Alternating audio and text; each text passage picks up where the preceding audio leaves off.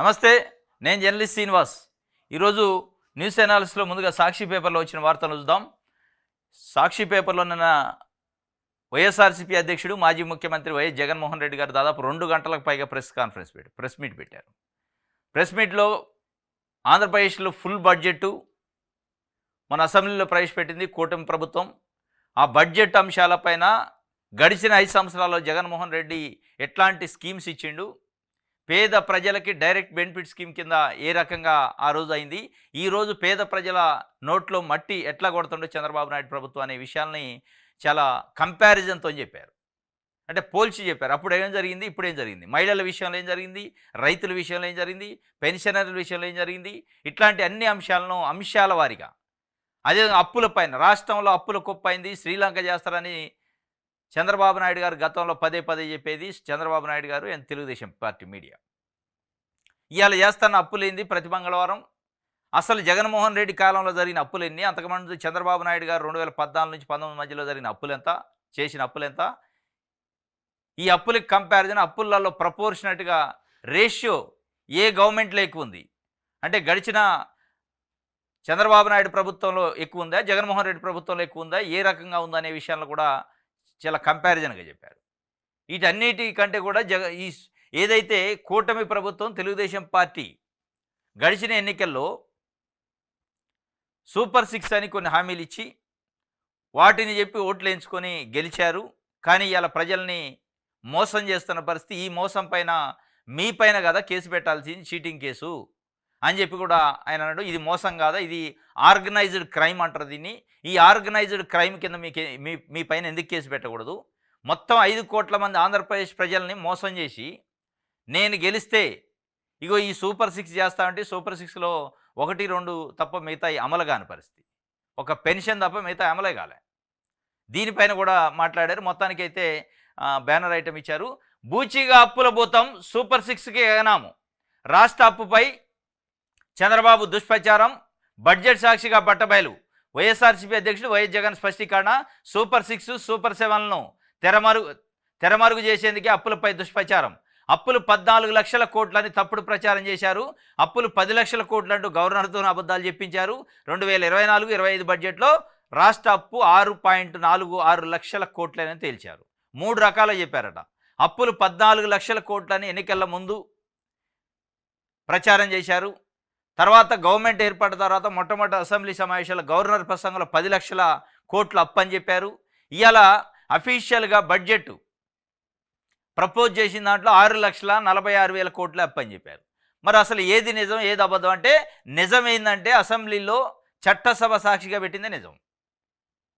మీడియాలో ప్రచారం చేసింది, పబ్లిక్ మీటింగులలో మాట్లాడింది, పొలిటికల్ విమర్శల్లో మాట్లాడింది నిజం కాదు.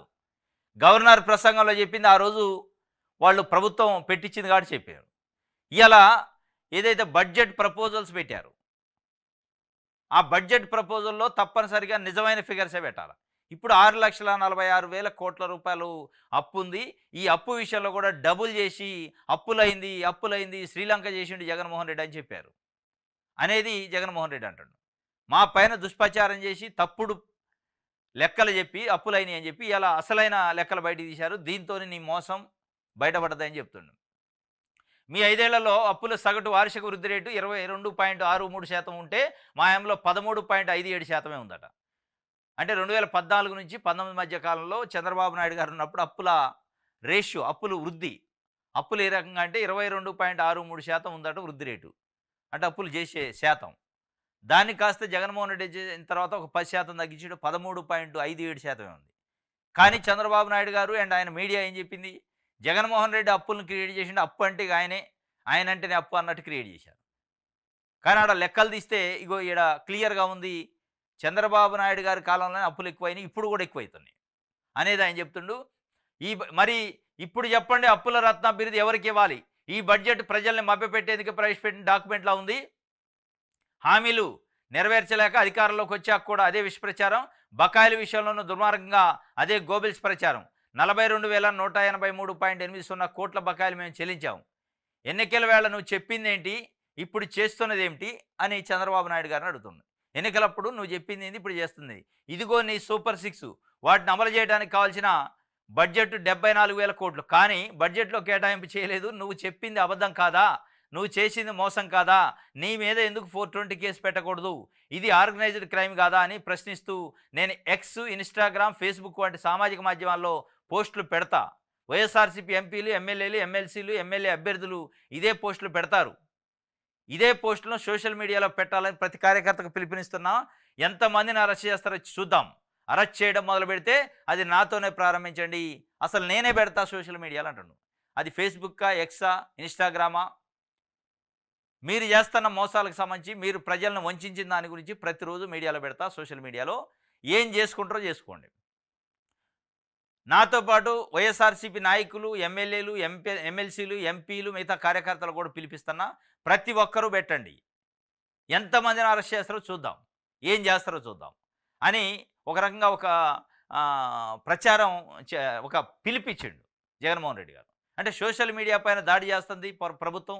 సోషల్ మీడియా యాక్టివిస్టుల పైన అక్రమ కేసులు పెట్టి వేధిస్తున్నారు కాబట్టి ఇక ఒకళ్ళు ఇద్దరు యాక్టివిస్టులు కాదు, మొత్తానికి మొత్తం రాష్ట్రంలో ఉన్న ప్రతి వైఎస్ఆర్‌సీపీ కార్యకర్త పోస్టులు పెట్టండి. ప్రభుత్వానికి సంబంధించి తప్పుల్ని ఎత్తి చూపండి. ఏం చేస్తారో చూద్దాం అని చెప్పి అన్నాడు. నిజంగానే ప్రతి కార్యకర్త ఇట్లా పోస్ట్ పెడితే ప్రతి కార్యకర్తను అరెస్ట్ చేయాలంటే జైలు సరిపోవు, పోలీస్ స్టేషన్ సరిపోవు, పోలీసులు కూడా సరిపోరు. కాబట్టి ఇది ఒక వార్త. దానికి సంబంధించి ఇచ్చిండు. సూపర్ 6కి అయితే ఎగరాం పెట్టే కార్యక్రమమే ఉంది. ఎందుకంటే సూపర్ 6లో బస్సు ప్రయాణం లేదు. ఒక గ్యాస్ మొన్న ఇచ్చారు లేటుగా. 1,500 రూపాయలు ప్రతి మహిళకి ఇస్తారంటే అది లేదు. తల్లికి వందనం పోయింది. రైతు భరోసా పోయింది. ఇగో ఇట్లాంటి అసలు ఇచ్చే కార్యక్రమం కూడా లేదు. ఇచ్చటానికి ఎందుకంటే మనకి ఇచ్చే అవకాశం ఉందా అని మనం అంచనా వేయడానికి కూడా లేదు. ఎందుకంటే బడ్జెట్‌లో నిధులు కేటాయించలే. 10,000 కోట్లు నిధులు అవసరం అయితే 1000 కోట్లు కేటాయించారు. ఏ రకంగా ఇస్తారు?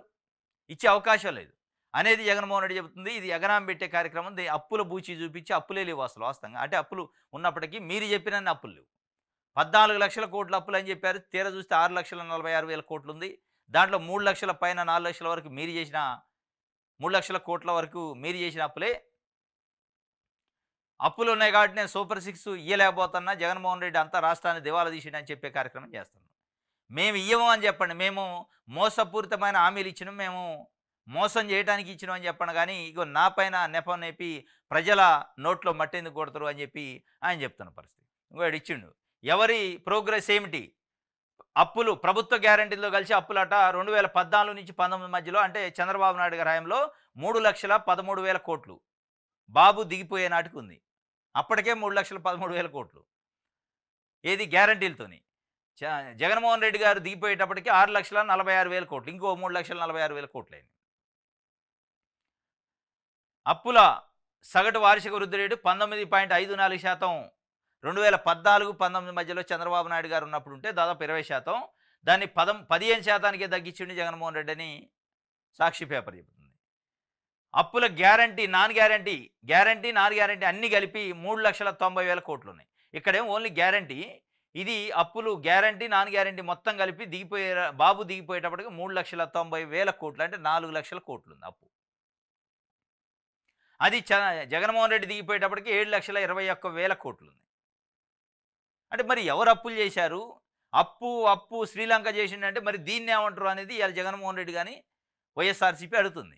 మరి ఈ అప్పుల వృద్ధి రేటుని, ఈ అప్పులు చేసిన దాన్ని ఏమంటారు? ఆ రోజు కానీ శ్రీలంక ఈ రోజు ఎట్లా అయింది?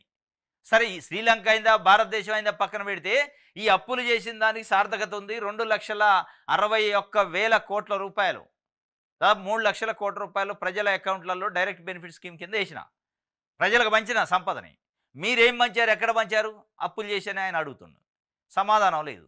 మీరు ఎవరికి దారాదత్తం చేశారు అప్పుల్ని అంటే సమాధానం లేదు. పేద ప్రజల అకౌంట్లోకి రాలే, పేద ప్రజలు బాగుపడలే, పేద ప్రజలకు స్కీములు లేవు, కానీ అప్పులు అయినాయి చంద్రబాబు నాయుడు గారి కాలంలో. జగన్మోహన్ రెడ్డి కాలంలో కూడా అప్పులు అయినాయి.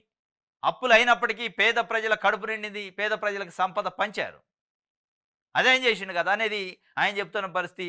ప్రభుత్వ ఉద్యోగాల విషయంలో అయితే 0 ఏడ 6,31,000 మందికి పైగా ఇచ్చిండట జగన్మోహన్ రెడ్డి గారు ప్రభుత్వ ఉద్యోగాలు. జీడిపిలో రాష్ట్ర వాటా 4.47% ఉంటే 4.83% జగన్మోహన్ రెడ్డి అప్పుడు ఉంది. జీడిపిలో రాష్ట్ర వాటా కూడా పెంచిండు. ప్రభుత్వ ఆదాయము ఎస్ఓఆర్ తొలి 6 నెలల్లో 41,570 కోట్లు అయితే 42,432 కోట్లు ప్రభుత్వ ఆదాయాన్ని పెంచిన మూలధన వ్యయం కూడా పెంచినాను. ఇట్లా ప్రతి అంశాల వారీగా చెప్పిన పరిస్థితి. ఇసుక ద్వారా ప్రభుత్వానికి ఇప్పుడు సున్నా ఆదాయం అవుతుంది. అప్పుడు 750 కోట్లు వచ్చింది. ఇసుక ద్వారా ప్రభుత్వానికి అప్పుడు 750 కోట్లు వస్తే ఈ 750 కోట్లు ఇవాళ ఎడిపోతానే సున్నా అయిందంటే ఉచితం పేరుతోనే మళ్ళా తెలుగుదేశం పార్టీ నాయకుల జేబులో పోతున్నాయి. ప్రభుత్వానికి రావట్లే. ఆడ ఉచితం రావట్లే. ప్రజలకి ఉచితం రావట్లే. ప్రజల చేతిలోంచి పిండుతున్నారు డబ్బుల్ని. ఆ పిండిన డబ్బు గవర్నమెంట్‌కి పోయినా ఏం కాదు. కానీ పోవట్లే ఇయ్యాల. ఎవరికి పోతుంది? తెలుగుదేశం పార్టీ నాయకుల చేతిలోకి పోతుంది.